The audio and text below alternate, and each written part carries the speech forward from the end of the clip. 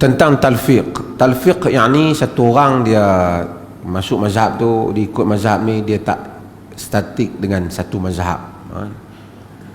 Satu lagi istilah yang digunakan oleh para ulama tadi yang disebut ialah dia panggil tatabbu'ur rukhas, iaitu dia mencari yang mudah. Apa pendirian para ulama dalam hal ini? Ni sebahagian ulama muasir ni mereka dah tulis kitab tentang ni. Dr. Wahbah Zuhaili dah tulis kitab tentang Ar-Rukhas, satu kitab kecil tentang Ar-Rukhas.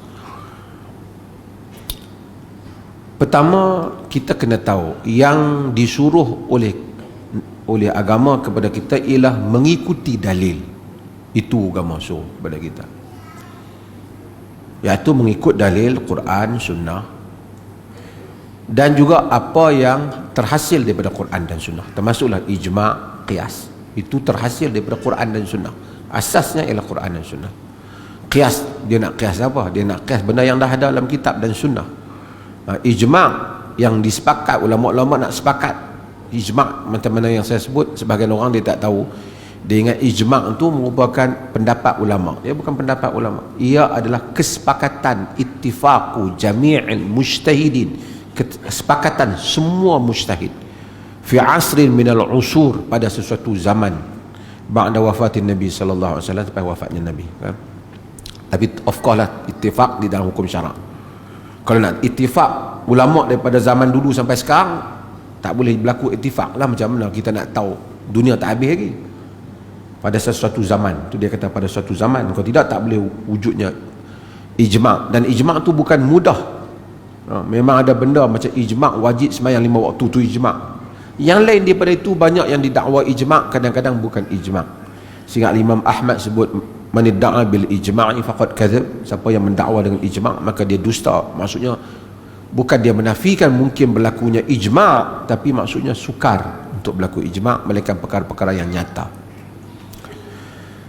Okey, kita disuruh ikut ni, tapi untuk mengikut sumber ni tidak semua orang mampu untuk memahami hal ni, melainkan ahli dalam bidang ni, yakni para ulama mujtahidin. Mereka mampu memahami ni. Mereka itu berijtihad dan mengeluarkan dalil-dalil mereka di dalam hukum hakam syarak. Mereka semua ijtihad. Kalau kita ikut ulama A pun, ulama Quran kata kepada kita, fas'alu ahla dzikr in kuntum la ta'lamun. Tanyalah ahli zikir, yakni ahli ilmu pengetahuan, jika kamu tak tahu.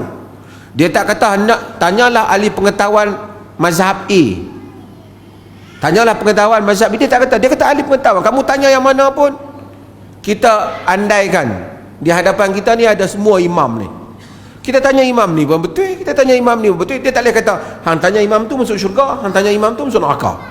Tak boleh macam tu. Dia mana saja ahli ilmu yang kita tanya, betul lah kita ikut. Dan mereka memberikan argumen mereka yang mereka rumuskan. Kita mungkin ulama-ulama yang ramai, apatah lagi diri kita semua, tak sampailah level mereka, tapi dapat memahami alasan mereka. Bagi tu utama yang belajar syariah, faham alasan mereka, faham, oh dia ni alasan ni, dia alasan ni. Kita mungkin nak insyakan ijtihad tu tak boleh, tapi nak tarjihkan dia, nak melahirkan ijtihad tu tak boleh, tapi nak mentarjihkan, maksudnya melihat kepelbagaian ni, yang mana pada sisi kita dengar yang ni kukuh argumen dia, mungkin kita dapat buat. Jadi kalau kita pilih pendapat ulama ni, kemudian kita pilih ulama ni, tidak menjadi masalah. Inilah apa yang disebut oleh majoriti para ulama. Hatta orang-orang yang menentang orang yang tak bermazhab, Al-Buti, dia menulis kitabnya Al-Madhabiyah, dia pun juga menyebut yang sama. Kalau hari ni dia ikut mazhab ni, besok dia ikut imam ni, besok dia ikut, juga tidak menjadi masalah dalam syarak, selagi mana yang hendak dia ikut itu ialah dalil. Okey, ada perbezaan. Macam mana kalau dia nak ikut yang mudah tadi, tatabbu'ur rukhas tadi, tatabbu'ur rukhas yang kita sebut tadi. Tatabbu'ur rukhas maksudnya dia nak cari hak mudah, bukan dia nak cari dalil. Tak ada dalil pun tak apa. Yang penting ada pendapat hak mudah. Buang semua dalil pun tak apa. Aku nak himpun pendapat ni bagi jadi mudah.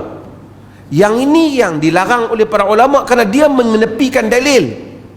Tetapi jika dia mencari dalil yang mana dia mencari yang mudah bersama dalil.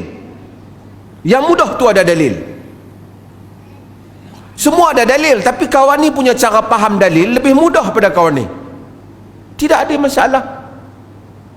Kembali kepada hadis yang disebut oleh Aisyah radhiyallahu anha tadi, ma khuyira an-nabiy sallallahu alaihi wasallam baina amrayn illa ikhtara aisaruma atau illa akhadha bi aisarihuma.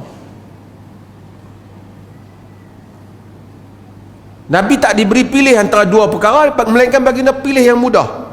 Dan itulah yang dikempen oleh sebahagian para ulama tentang untuk al-fiqhul muyassar. Bukan saja muyassar, memudahkan pada cara pembentangannya, memudahkan pada pendekatannya.